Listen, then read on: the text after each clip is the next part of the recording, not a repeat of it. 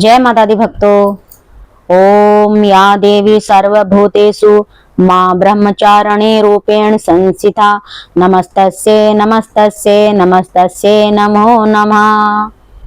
हम आपको ब्रह्मचारिणी माता के कथा सुना रहे हैं। नवरात्रि के दूसरे दिन की कथा मां ब्रह्मचारिणी की कथा होती है। मां दुर्गा का दूसरा रूप मां ब्रह्मचारिणी का होता है। कथा के अनुसार पूर्व जन्म में इस देवी ने हिमालय के घर में पुत्री के रूप में जन्म लिया और नारद जी के उपदेश से भगवान शंकर को पति के रूप में प्राप्त करने के लिए घोर तपस्या की थी।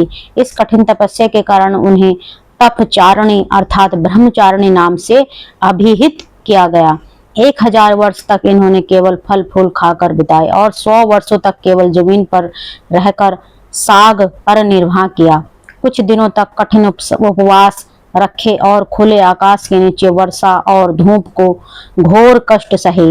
3000 वर्षों तक टूटे हुए बिल पत्र खाए और भगवान शंकर की आराधना करती रही। इसके बाद तो उन्होंने सूखे बिल पत्र भी खाना छोड़ दिए। कई हजार वर्षों तक निर्जल और निराहार रहकर तपस्या करती रही। पत्तों को खाना छोड़ देने के कारण ही इनका नाम अपर्णा पड़ गया। कठिन तपस्या के कारण देवी का शरीर एकदम क्षीण हो गया। देवता, ऋषि, सिद्धगण, मुनि सभी ने ब्रह्मचारिणी की तपस्या को अभूतपूर्व पुण्य कृतिक बताया, सराहना की और कहा, हे देवी, आज तक किसी ने इस तरह की कठोर तपस्या नहीं की। यह तुम्ही ही से संभव है। तुम्हारी मनोकामना परिपूर्ण होगी और भगवान चंद्रमौली शिव जी तुम्हें पति रूप में प्राप्त होंगे। अब तपस्या छोड़कर घर लौट जाओ, जल्दी ही तुम्हारे पिता तुम्हें बुलाने आ रहे हैं। इस देवी ने कथा का सार है कि जीवन में जो भी कठिन संघर्षों में मन विचलित नहीं होना चाहिए। मां ब्रह्मचारिणी देवी की कृपा से सर्व सिद्धि प्राप्त होती है।